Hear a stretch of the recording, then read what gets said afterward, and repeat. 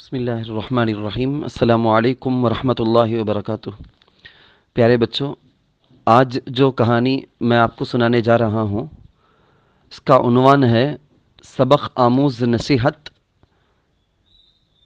اور اس کے اندر یہ ہم کو سمجھنا ہے کہ ہم کو کس کے قریب ہونا ہے اور کیسے ہونا ہے۔ اس پر میں دو واقعے آپ کو سناتا ہوں۔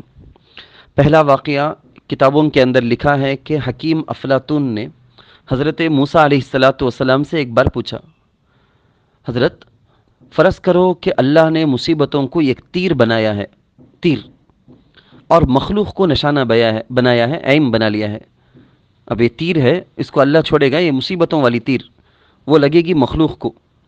اب ایسے موقع پر اللہ کی یہ مصیبتوں والی جو تیر ہے نا، وہ تیر سے بچ کر مخلوق کہاں جائے گی؟ لوگ بچ کر کیسے جائیں گے، کہاں جائیں گے؟ تو ایک خطرناک سوال سوچ کے وہ کیا، لیکن پیغمبر ہیں حضرت موسیٰ علیہ السلام نے کہا کمان کے پاس چلے جانا چاہیے۔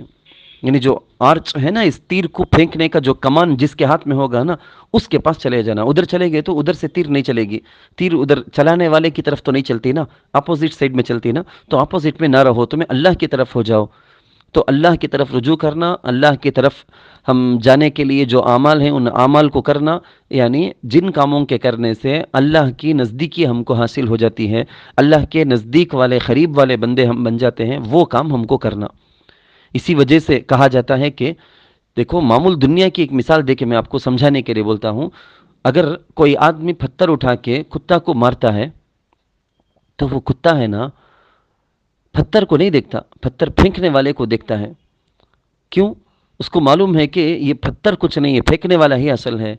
جب کوئی مصیبت آتی ہے تو انسان کو یہ سمجھنا چاہیے کہ مصیبت اصل نہیں ہے، بلکہ وہ جو اللہ ہے جس کے پاس سے یہ چیز آتی ہے، کیونکہ تمہارا میرا ایمان والقدر خیری ہی و شری ہی، قدر اللہ کی تقدیر میں اچھا برا سب کچھ لکھا ہوا ہے۔ تو ہم جب بھی مصیبت آ جائے تو مصیبتوں کو لے کر واویلا مچاتے ہوئے، روتے ہوئے، کیا ایسا ہو گیا، ہمارے ساتھ کیا ہونا تھا، کئی کو ایسا ہوا، یہ سب بولنے کے بجائے مصیبتیں بھیجنے والے اللہ کو راضی کر لینا، معافی مانگ لینا، اس سے توبہ استغفار کر لینا، تو اللہ وہاں سے جو مصیبتیں بھیجتے تھے اللہ بدل کر ہم کو خوشحالی دیں گے۔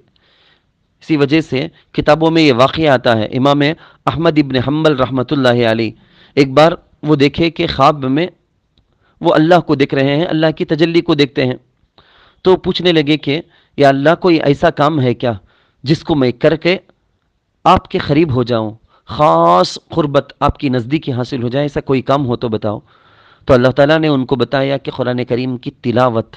بچوں، قرآن پڑھنا ایک ایسا پسندیدہ، پیارا، زبردست عمل ہے کہ ہم کو اللہ لائک کرنے لگتے ہیں، اللہ ہم کو اپنے نزدیک بٹھا لیتے ہیں، اللہ ہم کو اپنے قریب کا مقام دے دیتے ہیں۔ کتنے بڑے خوش نصیب ہمیں اگر اللہ کے قریب مقام مرتبہ ہم نہ مل گیا تو حضرت امام احمد ابن حنبل رحمۃ اللہ علیہ پوچھے، اللہ سمجھ کر پڑھنے سے یہ درجہ ملتا سو، اسٹیٹس مقام مرتبہ ملتا سو، کہ بغیر سمجھے کی؟ تو اللہ تعالیٰ کی طرف سے جواب ملا دونوں طرح سے، یعنی تمہیں سبق قرآن کو سمجھ کو پڑھے تو بھی ٹھیک، سمجھے بغیر تلاوت کرے تو بھی ٹھیک، تم نہ یہ مقام و مرتبہ تو ملے گا۔ قرآن ہم کو اللہ تعالیٰ کی طرف سے جو اللہ کے رسول صلی اللہ علیہ وسلم کے ذریعے سے جو ملا ہے نا، اللہ تعالیٰ کی بہت بڑی نعمت ہے، یہ اللہ کی بخشش اور عطا ہے۔ اس میں ہمارا کیا بھی اختیار نہیں، ہمارے اختیار کو کیا بھی دخل نہیں۔ یہ قرآن کی تلاوت کرے تو بس اللہ کی نزدیکی حاصل ہو جائے گی۔ مزید یہ کہ اس کو ہمیں سمجھنے کی بھی، تفسیروں میں سن کر قرآن کا معنی مطلب وہ سمجھنے کی بھی کوشش کرنا۔ تو بچوں، اب یہ آپ بتاؤ کہ کون سے حکیم نے حضرت موسیٰ علیہ السلام سے سوال کیا؟ نمبر 2، کیا سوال کیا تھا؟ نمبر 3، حضرت موسیٰ علیہ السلام نے اس کا کیا جواب دیا؟ نمبر 4، میں آپ کو کون سے اگزامپل کے ذریعے سے اس کو سمجھایا؟ نمبر 5، کون سے امام رحمۃ اللہ علیہ ہیں جنہوں نے اللہ کو خواب میں دیکھا تھا اور وہ کیا سوال کیے تھے، اللہ نے اس کا کیا جواب دیا تھا؟